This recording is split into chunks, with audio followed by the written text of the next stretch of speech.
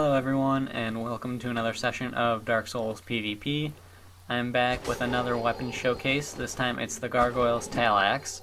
And before I get into it, I have to say this. The Gargoyles Tail Axe, like a lot of other weapons, has a reputation for being a noobish weapon.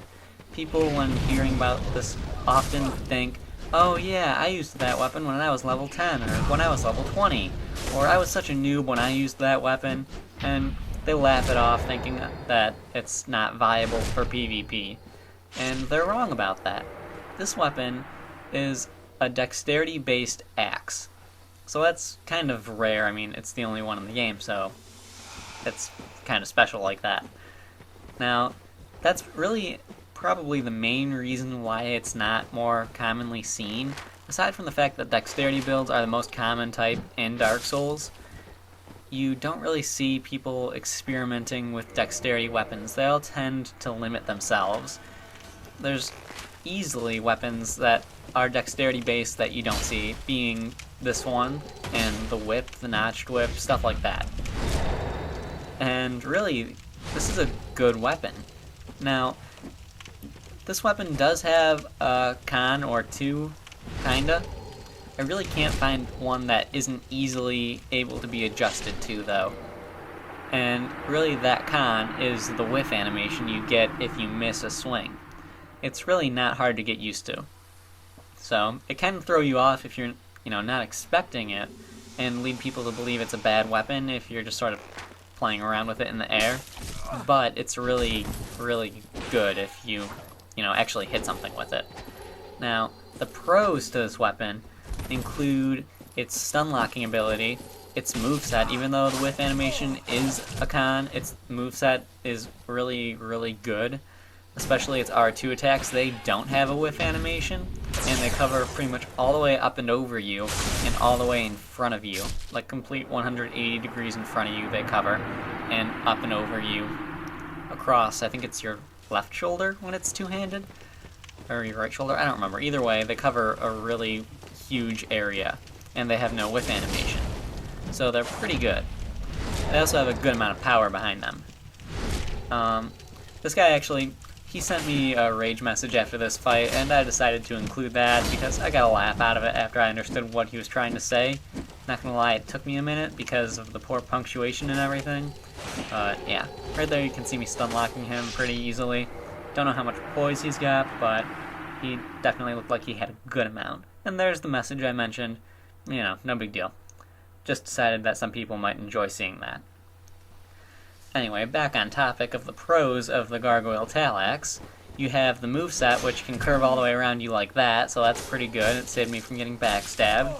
It's really good for people who backstab fish.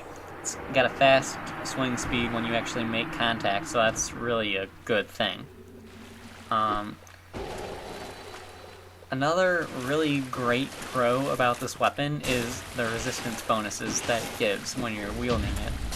Now, it gives resistance bonuses to your poison resistance, your bleed resistance, which is, in my opinion, the most important, and I'm pretty sure in most of people's opinions, the most important one, and your curse resistance, which, who really cares about that unless you're, for some reason, hosting in the depths and you're doing guerrilla warfare.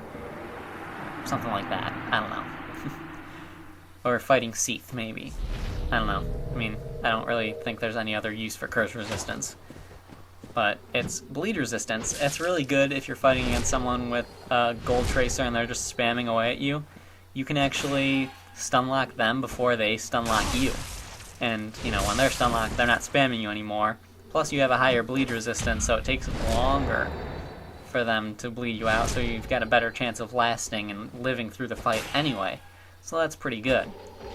Other than that, I really can't think of any pros that this weapon has, aside from the fact it looks really cool with a buff on it. I believe it's in this, it's in this fight right here. I put on the charcoal pine resin, and I started doing that a lot more often because it kind of scares people. They see you putting a buff on a weapon that looks similar to the Black Knight Great Axe, and they freak out. They run. I had a guy literally run all the way through the Undead Burg, and I know I said I wasn't going to be there anymore. I was trying to meet up with a friend. But he ran all the way through the Undead Burg, and he finally realized, oh wait, that's not a Black Knight Great Axe when I finally caught up with him, and then he kicked me off the ledge. But it doesn't really matter, that's a whole different story. That's one of my less skillful moments in the game. I happen to have quite a few of those, for those who don't know. Anyway, that's pretty much it. This is the last fight.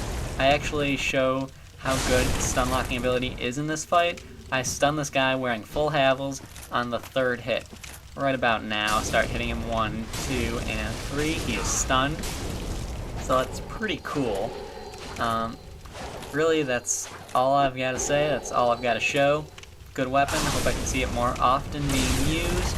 Thanks for watching. See you next time. Like, subscribe, all that good stuff. And yeah, again, thanks for watching.